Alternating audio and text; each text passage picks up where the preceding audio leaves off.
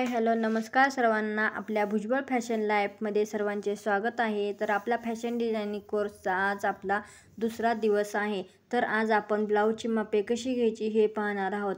सर्वात प्रथम आपण ब्लाऊजची मापे घ्यायला पाहणार आहोत, कारण मापांशिवाय आपण पुढं जाऊ शकत नाही. त्याच्यामुळे स्वतःहून स्वतः कशी माप घ्यायची ते आपण शिकूयात. जेवढा तुम्ही घरी माप घेण्याचा, अशी मापे घेण्याचा, काढण्याचा प्रयत्न करा. जेवढं तुम्ही माप स्वतःहून काढताल तेवढं तुमची प्रॅक्टिस जास्त होईल. तर पहा, इथं ब्लाऊज असा व्यवस्थित पाठीमागच्या साईडला तसं ठेवून बॅक साईड समोर घ्यायची आहे. व्यवस्थित ब्लाऊज असा ठेवून घ्यायचा आहे. हुक व्यवस्थित लावून घ्यायचे आहेत. समोर असा आपल्या ब्लाऊज असा ठेवून घ्यायचा आहे. तर सर्वप्रथम आपण पूर्ण उंची ब्लाऊजची पाहणार आहोत. तर पूर्ण उंची ब्लाऊजची पाहण्यासाठी बॅक पार्ट समोर ठेवायचा आहे व समोर ठेवल्यावरती व्यवस्थित ब्लाऊजला चुन्या वगैरे येऊन देऊ नका. त्याच्यामुळे आपलं मग माप चुकेल. सरळ व्यवस्थित शोल्डरपर्यंत आपला टेप ठेवून घ्या. शोल्डरची जिथं जोडली जाते तिथपासून सरळ खाली टेप न्या व खालीपर्यंत कमरेपर्यंत टेप न्या. इथं किती माप भरते ते पहा व ते माप आपले पूर्ण उंची, मेन पूर्ण उंची असेल तर मेन पूर्ण उंचीमध्ये 1 इंच आपल्याला शिलाई मार्जिन ॲड करायचं आहे. ते शिलाई मार्जिन आपलं वरती शोल्डरमध्ये अर्धा इंच जाणार आहे व खाली राहिलेलं खाली जाणार आहे. त्याच्यामुळे शिलाई पूर्ण उंचीमध्ये शिलाई मार्जिन हे 1 इंच साधारणतः घ्या. त्याच्यानंतरनं पहा शक्यतो पूर्ण उंची ही जास्तच ठेवा. कधीही पूर्ण उंची आपली ब्लाऊजची उंची जर कमी असेल तर ब्लाऊज व्यवस्थित बसत नाही, पाठीमागून उचलतो. त्यामुळं उंची ही नेहमी थोडी जास्तच ठेवत जा ब्लाऊजची. तसं तुम्ही कस्टमर तुमचं असेल किंवा तुम्ही स्वतःचं शिवत असाल तर आधी स्वतःचं तर हेच राहत नाही, पण कस्टमरला विचारा पूर्ण उंची ब्लाऊजची जास्त असली तर चालेल का, कारण ते ब्लाऊज फिटिंगला व्यवस्थित बसतो. तर पहा, इथं आपण आता शोल्डरपट्टी घ्यायची आहे. शोल्डरपट्टी ही गळ्यापासून भाईपर्यंत घ्यायची आहे. इथं 2.5 इंच शोल्डरपट्टी भरत आहे. तर गळ्यापासून भाई जिथं जातो तिथपासून हे झालं आपलं शोल्डरपट्टीचं माप. तर शोल्डरपट्टी आपली इथं 2.5 इंच भरत आहे. तर शोल्डरपट्टीमध्ये शोल्डरपट्टी अधिक अर्धा इंच टोटल मिळून 3 इंच शोल्डरपट्टी आपली झालेली आहे. अर्धा इंच ही शिलाई मार्जिनमध्ये आपलं जाणार आहे. त्याच्यामुळे प्रत्येक मापामध्ये ही शिलाई मार्जिन तेवढेच ठेवा. शोल्डरपट्टी अधिक अर्धा इंच टोटल 3 इंच शोल्डरपट्टी आपली झालेली आहे. ब्लाऊज आता सरळ करून घ्या. इथं कटोरी ब्लाऊज मापाला मी घेतलेला आहे. आपल्याला सर्वात प्रथम आधी 4 टक्स साधा ब्लाऊजचं आपल्याला कटिंग करायचे आहे. तरीही तुम्हाला मापे कशी घ्यायची हे सांगत आहे. तर इथं काकेपाशी म्हणजे जिथं आपली फिटिंग लाईन आहे तिथपासून हे हुकलूक पट्टीपर्यंत सरळ टेप ठेवा.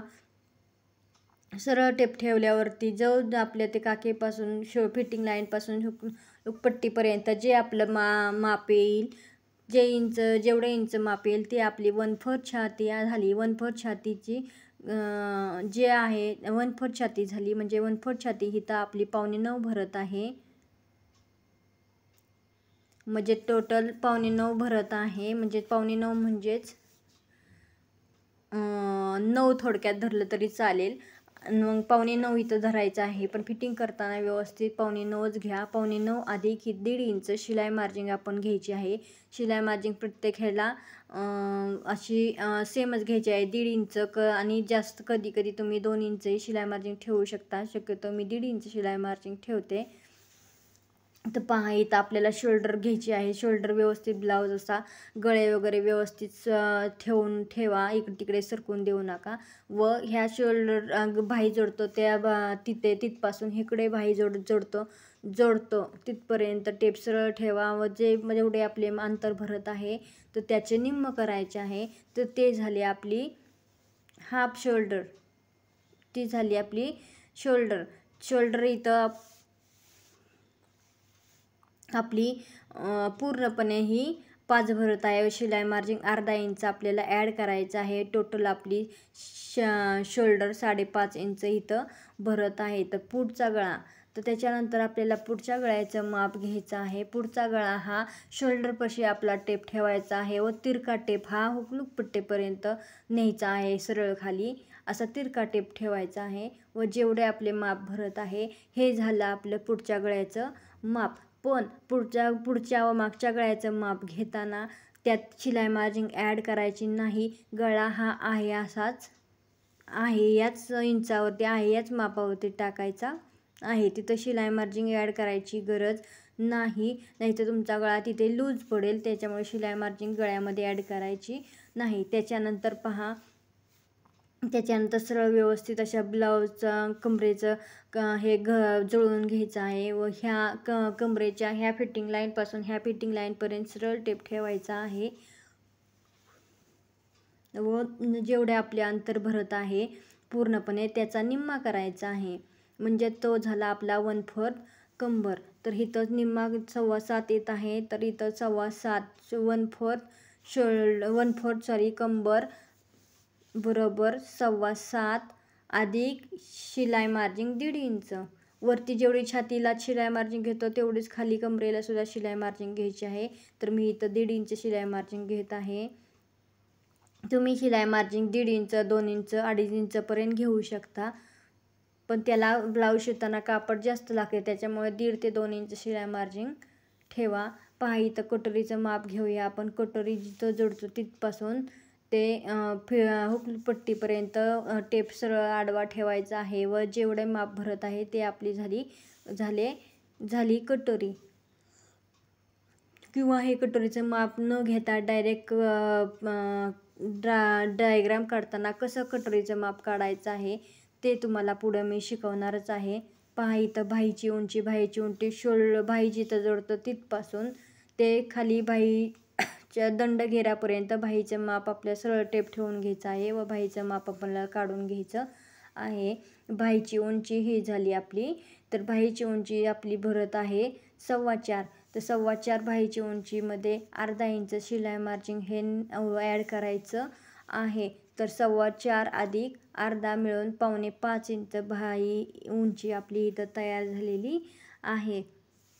त्याच्यानंतर पहा, व्यवस्थित पाठीमागे ब्लाऊज असा ठेवून घ्यायचा आहे. इथं आपला पाठीमागच्या गळ्याचं माप घ्यायचं राहिलं आहे. शोल्डरवरती टेप ठेवा, सरळ तिरका टेप गळ्याच्या खाली खोलपर्यंत न्या मध्यभागी मिडलला व जेवढे आपले माप भरत आहे तेवढी झाली आपली पाठीमागच्या गळ्याची उंची.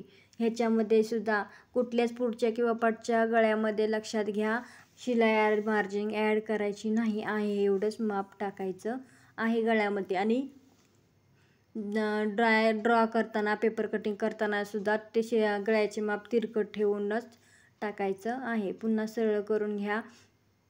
गळा आपला इथं आला आता आपला इथं मुंडा राहिलेला आहे.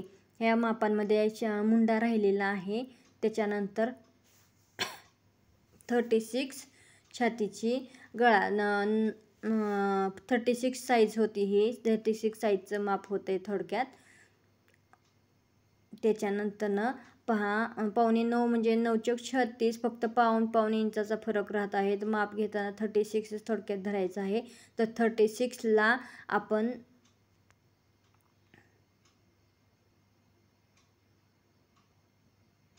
ला आपण 8ने भाग घालवायचा आहे. तर आपल्या 5 येत आहे, तर त्यामध्ये 1/2 इंच आपण ॲड करायचं आहे. तर एकूण 5.5 इंच मुंडा होत आहे आपला. तर त्याच्यानंतर बाहीघडी आणि बाहीकट ही बाही उंची, बाहीघडी, बाहीकट ही बाहीचे मापा आहेत. तर बाहीघडी हा आपला 36 साईज आहे. तर 36 मध्ये आपल्याला 36ला 12ने आपल्याला भाग घालवायचा आहे. येणारे आपलं जे काही आहे ती आपली झाली बाहीकट 3 इंच होत आहे. तर आणि बाहीघडी ही आपली पूर्णपणे जी छातीचा 1/4 भाग येत आहे त्याच्यामधून 1/2 इंच कट करून जे काही माप येईल ते आपली झाली बाहीघडी. म्हणजे इथं थोडक्यात 9 इंच आपण धरायचं आहे. 9 इंचामध्ये 1/2 इंच गेलं तर 8.5, पण इथं टोटल 8.25 आहे. आपण साईज 36चं धरलं आहे, पण पूर्णपणे छाती ही 8.25ची आहे. तर 8.25ची 1/4 छातीचा 1/2 इंच कट करून घेतला तर इथं बाहीघडी ही 8.25 इंच येत आहे. 8.25 8.25 मधून 1/2 इंच कट केले 8.25 हे झालं आपली बाहीघडी. तर अशा पद्धतीने आपण पूर्ण उंची, शोल्डर, मुंढा, भाईगडी, भाईकट, पुढचा गळा, मागचा गळा, आपण सर्व काही मापे कशी घ्यायची ते पाहिलेले आहे. तर इथं भाई उंची, भाई घडी, भाईकट ही भाईची मापे आहेत भाई काढण्यासाठी. बाकी राहिलेली सर्व ब्लाऊजची मापे आहेत फ्रंट बॅकची. तर अशा पद्धतीने आपण मापे घ्यायला आज शिकलेलो आहोत. तर एखादा पार्ट तुम्हाला समजला नसेल तर नक्की कमेंट करून सांगा व विचारा. आपण पुन्हा एकदा मग ब्लाऊजची मापे कशी घ्यायची हे शिकूयात. व्हिडिओ आवडल्यास लाईक, शेअर, सबस्क्राईब नक्की करा. व्हिडिओ पाहिल्याबद्दल धन्यवाद. उद्याचाही व्हिडिओ पाहायला विसरू नका. नंतर आपण भाईचा, घडीचा फॉर्म्युला, मुंडा काढण्याचा फॉर्म्युला हळूहळू सर्वच पाहणार आहोत. शिकवण्याची पद्धत जर तुम्हाला फास्ट वाटत असेल तर कमेंट करून नक्की सांगा. आपण स्लोनी सर्व काही घेऊया आपण.